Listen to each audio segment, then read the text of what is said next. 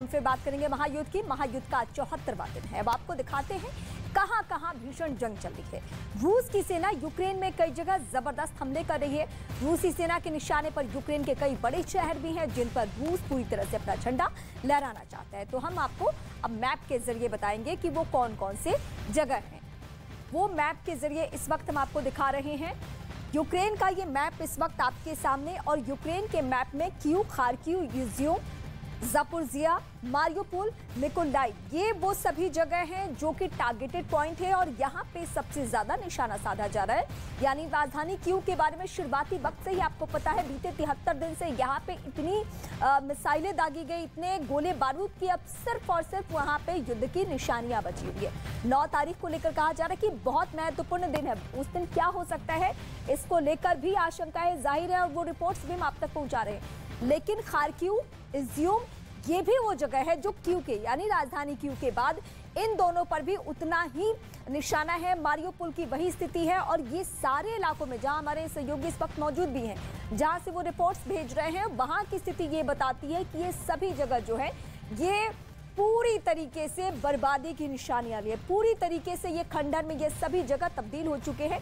ये इस वक्त यूक्रेन का मैप आपके सामने है और यूक्रेन में कोई भी जगह आप चले जाइए, हर जगह सिर्फ और सिर्फ तबाही देखने को मिल रहा है। तो रूस ने यूक्रेन की राजधानी कीव समेत कई दूसरे इलाकों में जंग तेज कर दी है। पिछले कई दिनों में खार्किव, इज्यूम और मारियोपोल में हमले तेज हो चुके हैं और इस वक्त सीधे हम अपने सहयोगी रवि का रुख करते। रवि इस वक्त हमें ताजा रिपोर्ट बताएंगे। तो रूस की बमबारी में भले ही यूक्रेन के शहर खंडर हो रहे हैं, लेकिन रूसी सेना को भी भारी नुकसान उठाना पड़ा है। यूक्रेन ने दावा किया है कि 2 महीने से ज्यादा चल रही इस जंग में रूस के 24,900 सैनिकों की मौत हो गई है। तो वहीं रूस की 2,686 बख्तरबंद गाड़ियां तबाह हुई हैं। इतना ही नहीं, इस जंग में रूस के 1,100 से ज्यादा टैंक तबाह किए गए हैं। यूक्रेन ने दावा किया है कि उसने इस महायुद्ध में रूस की 491 तोपें तबाह कर दी हैं, जबकि 199 विमानों और 155 हेलीकॉप्टरों को मार गिरा है। यूक्रेन ने रूस के 502 आर्टिलरी सिस्टम तबाह करने का बड़ा दावा किया है। Over to you Reema. बिल्कुल। तो यूक्रेन की राजधानी कीव में रूसी सेना ने जमकर तबाही मचाई है। हालांकि युद्ध में यूक्रेन भी रूस पर जमकर पलटवार कर रहा है। युद्ध के बीच कीव में न्यूज़ 18 की टीम एक ऐसी जगह पहुंची है जहां रूसी सेना तबाह हुआ टैंक दिखा। न्यूज़ 18 की रिपोर्टर जसप्रीत कौर ने ग्राउंड रिपोर्ट के जरिए बताया, वहां का जायजा लिया और रिपोर्ट्स भेजी, जिसके जरिए आपको भी पता चलेगा कि अब स्थिति क्या है। जिस टैंक में इस वक्त मैं मौजूद हूँ, ये रूस का टैंक है जो कि यूक्रेन की सेना ने पूरी तरीके से तबाह कर दिया है। हम लगभग कीव से 30 किलोमीटर की दूरी पर मौजूद हैं। भले ही यूक्रेन की सेना संख्या के लिहाज से, ताकत के लिहाज से रूस की सेना से कमजोर है, लेकिन डटकर मुकाबला कर रही है। और ये देखिए, ये निशान है, ये टैंक इस बात का सबूत है कि किस तरीके से रूस को नुकसान उठाना पड़ रहा है। पूरी तरीके से ये जल चुका है और यहाँ पर इसके अंदर ये मलबा भी आप देख सकते हैं।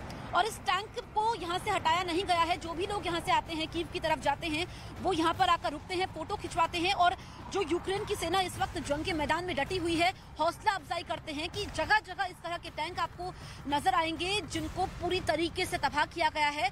और समझा यह जा सकता है कि युद्ध के 70 दिन बीत जाने के बाद भी अभी तक रूस यूक्रेन के बड़े शहरों पर कब्जा नहीं कर पाया है। ऐसे में ये आप रूसी टैंक को देख सकते हैं जिसकी ताकत पूरी दुनिया मानती है, लेकिन ये अब बेकार पड़ा है। बेकार इस लिहाज से है क्योंकि ये अब किसी काम का नहीं है, इसको जला दिया गया है। और यहाँ पर आप देख सकते हैं, अगर आप उस तरफ आइए, मैं भी उधर जाने की कोशिश करती हूँ। ये देखिए, आप यहाँ पर ये राख देख सकते हैं, ये कांच के टुकड़े बिखरे हुए आप देख सकते हैं। ये इस बात का सबूत है कि किस तरीके से इस टैंक को नुकसान यहाँ पर पहुंचाया गया है।